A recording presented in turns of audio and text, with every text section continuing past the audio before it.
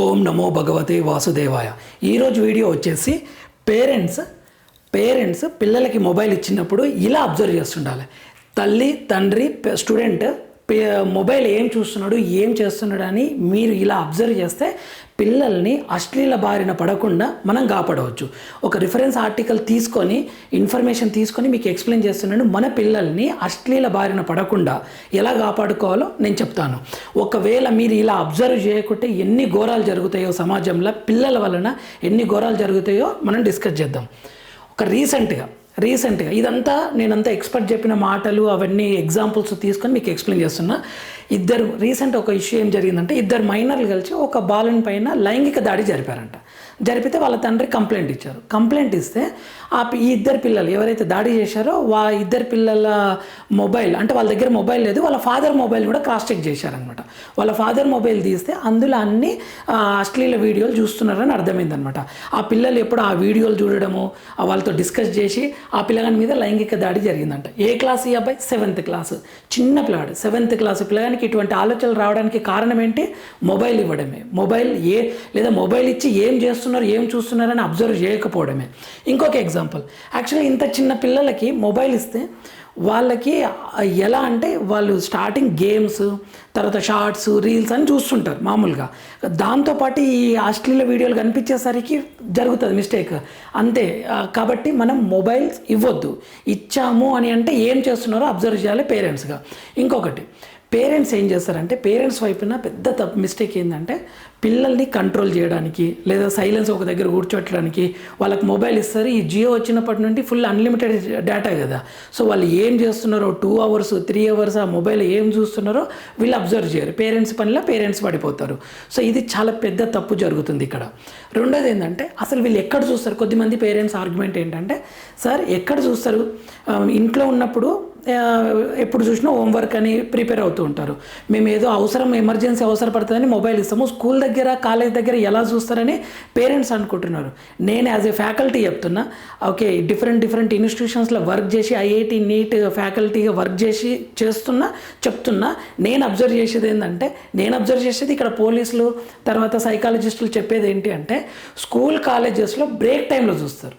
Break టైంలో coaching సెంటర్లల్లో time దొరుకుతుంది కదా. ఇప్పుడు స్కూల్కి వెళ్ళిన వెంటనే కాలేజీకి వెళ్ళిన వెంటనే ఇక ఈవినింగ్ 4, 5, 6 వరకు కంటిన్యూగా ఉండదు కదా. బ్రేక్ టైమ్స్ ఉంటే ఆ టైం లోపల వీళ్ళు చూస్తున్నారని, పార్న్ వెబ్సైట్స్ చూస్తున్నారని చెప్పేసి పోలీసులు, మానసిక నిపుణులు చెప్తున్నారు. ఇది 100% కరెక్ట్. యాజ్ ఏ ఫ్యాకల్టీ నేను కూడా అబ్జర్వ్ చేసి మొబైల్ ఎందుకు యూజ్ చేస్తున్నావు అని సీరియస్ అయ్యి మేనేజ్మెంట్ దగ్గర కొట్లాడిన సందర్భాలు కూడా ఉన్నాయి. ఈ ప్రైవేట్ కాలేజెస్ కొన్ని అన్ని కాదు, కొన్ని కాలేజెస్, కొన్ని కార్పొరేటర్లు విద్యార్థిలాగా చూడరు, కస్టమర్ అంటారు. Customer satisfaction is very important.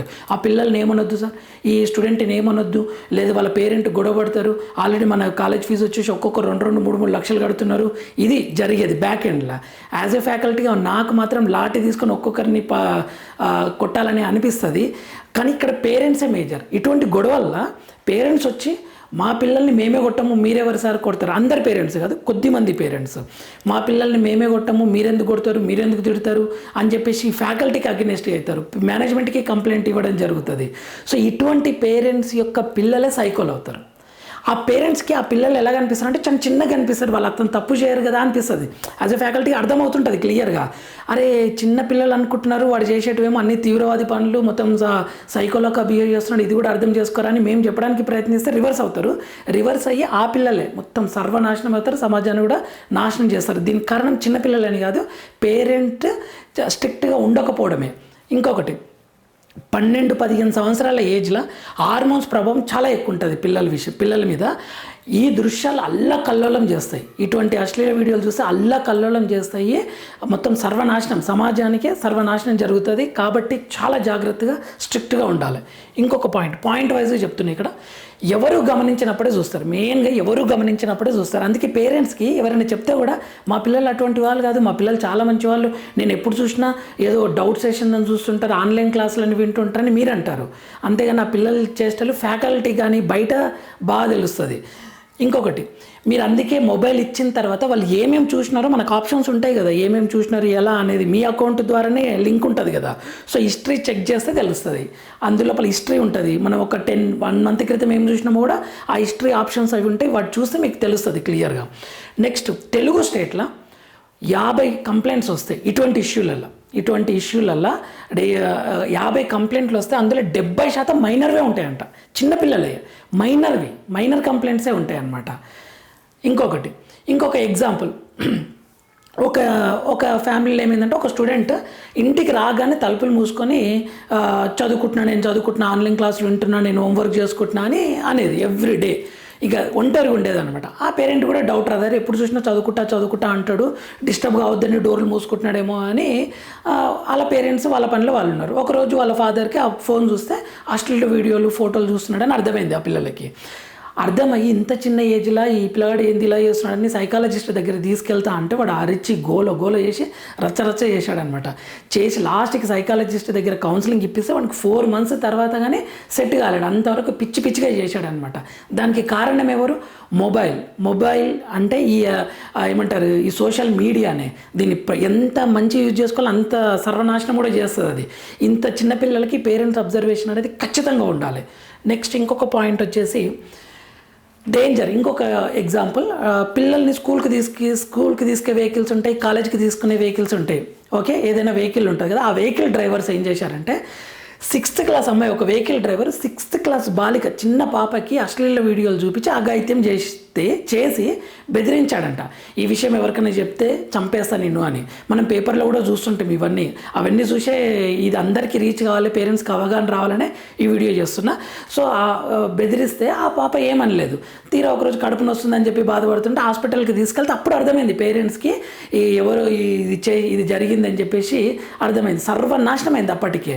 So మనం పేరెంట్స్, మా పేరెంట్స్ తప్ప ఇక్కడ, ఆ అమ్మాయి తప్ప అని అంటే ఇక్కడ సొసైటీ తప్ప అంటే మనం అవగాహన కల్పించకపోవడమే తప్పు అవుతుంది. అందరిది తప్పు, ఇందులో అందరిది ఇన్వాల్వ్ అవుతుంది. ఎలా అంటే ఆ స్టూడెంట్కి అవగాహన కల్పించాలి. ఎలా అవగాహన, గుడ్ టచ్, బ్యాడ్ టచ్ అని అవగాహన కల్పించాలి. ఏది కరెక్ట్, ఏది రాంగ్ అని. మనం ఏం చేస్తాం, పిల్లలకి ఒక షాప్కి పంపిస్తుంటే అక్కడ పిచ్చి కుక్కలు ఉంటాయి, జాగ్రత్త కరుస్తాయి అని మనం ముందే అలర్ట్ చేస్తాము. అలా బయటికి పంపించిన పిల్లలు కూడా గుడ్ టచ్, బ్యాడ్ టచ్, ఎవరన్నా నీ దగ్గర మాట్లాడారా, ఏమన్నా టచ్ చేశారా ఇలా అని చెప్తే ఖచ్చితంగా పిల్లలు అలర్ట్గా ఉంటారు. పేరెంట్స్ మాత్రం పేరెంట్స్ సపోర్ట్ ఖచ్చితంగా ఉండాలి. ఒక ఎగ్జాంపుల్ ఇచ్చారు ఇక్కడ, ఒక teacher good touch, bad touch గురించి పదే చెప్తుంటే పేరెంట్స్ వచ్చి మేము చెప్పుకుంటాం కదా, మీరెందుకు చెప్తారా అని చెప్పేసి మేనేజ్మెంట్కి కంప్లైంట్ ఇచ్చిండ్రంట. కొద్దిమంది పేరెంట్సే ఉంటారు అలా. ఈ పేరెంట్స్ పిల్లలే సైకోలు అయ్యేది. ఓకే, మ్యాక్సిమం పేరెంట్స్ అవగాహన ఇస్తున్నారు, బట్ కొద్దిమంది తెలియక ఇది చేస్తున్నారు. అవగాహన కల్పించాలి, జాగ్రత్తలు చెప్పాలి. ఓకే, ఇంకొకటి, పార్న్కి అలవాటైన పిల్లలు, ఈ వీడియోలకు అలవాటైన పిల్లలని ఒంటరిగా ఉంటారు. వీళ్ళని ఎలా గుర్తుపట్టవచ్చు అంటే ఒంటరిగా ఉంటారు, కోపంతో ఉంటారు, ఆందోళన ఉంటుంది, నిద్ర సరిగ్గా రాదు, కళ్ళు ఎర్రబడతాయి, వీళ్ళంతా ఒక సపరేట్ లోకంలో ఉన్నట్లు ఉంటారనమాట. పేరెంట్స్ చాలా ఇంపార్టెంట్, కఠిన చర్యలు తీసుకోవాలి, డిస్కస్ చేయాలి, అవగాహన కల్పించాలి. అంతేగాని పేరెంట్స్ నాకు ప్రైవసీ, నా ఫ్రెండ్స్ అంటే లాటి తీసుకొని విరిగేటంత వరకు కొట్టాలి. వాళ్ళకి మొబైల్ అంటేనే భయపడేటట్లు చేయాలి, సోషల్ మీడియా అంటేనే భయపడేటట్లు చేయాలి. ఇంటర్మీడియట్ కూడా కాదు, వాళ్ళకు 2-3 అకౌంట్లు ఉంటాయి. మై డియర్ పేరెంట్స్, నాకు తెలిసి చెప్తున్నా, అఫీషియల్గా మీకు తెలిసిన ఒక అకౌంట్ ఉంటుంది, ఇన్స్టాగ్రామ్, ఫేస్బుక్, ఇవన్నీ.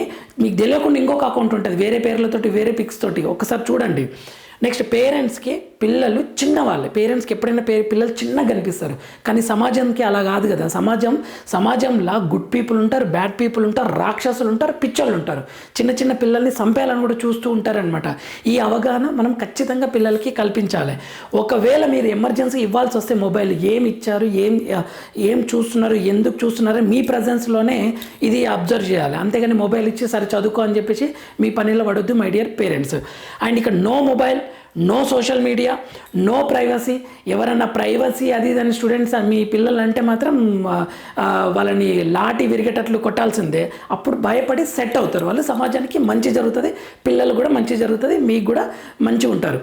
ఇంకొకటి, గ్రౌండ్లో గేమ్స్ ఆడి బుక్స్ చదవమనండి పేరెంట్స్. ఇది మాత్రం చేయండి. ఈ వీడియోని అందరికీ షేర్ అయ్యేటట్లు చేయండి ఖచ్చితంగా. ఎందుకంటే పేరెంట్స్కి అవగాహన లేదు. యాజ్ ఎ ఫ్యాకల్టీగా నేను చూస్తున్నా కదా, చాలామంది పిల్లలు due to the mobile only సర్వనాశనం అవుతున్నారు, సర్వనాశనం చేస్తున్నారు. మా పిల్లలు మంచోళ్ళు, మా పిల్లలు మొబైల్ వాడరు, మేము మొబైల్ కూడా ఇవ్వము అంటే మొబైల్ వాడే పిల్లల వల్ల వీళ్ళకి డ్యామేజ్ జరుగుతుంది. కాబట్టి పేరెంట్స్ వాళ్ళ దగ్గర డిస్కస్ చేయాలి. ఎవరు ఏం మాట్లాడారు, ఈరోజు ఏం జరిగింది అని వాళ్ళ దగ్గర ఫ్రెండ్లీగా డిస్కస్ చేస్తే వాళ్ళు అన్నీ కరెక్ట్గా చెప్తారు. ఓం నమో భగవతే వాసుదేవ. ఇటువంటి యూస్ఫుల్ వీడియోస్ కోసం మన ఛానల్ని లైక్ చేయండి, షేర్ చేయండి, సబ్స్క్రైబ్ చేసుకోండి. Thank you for watching.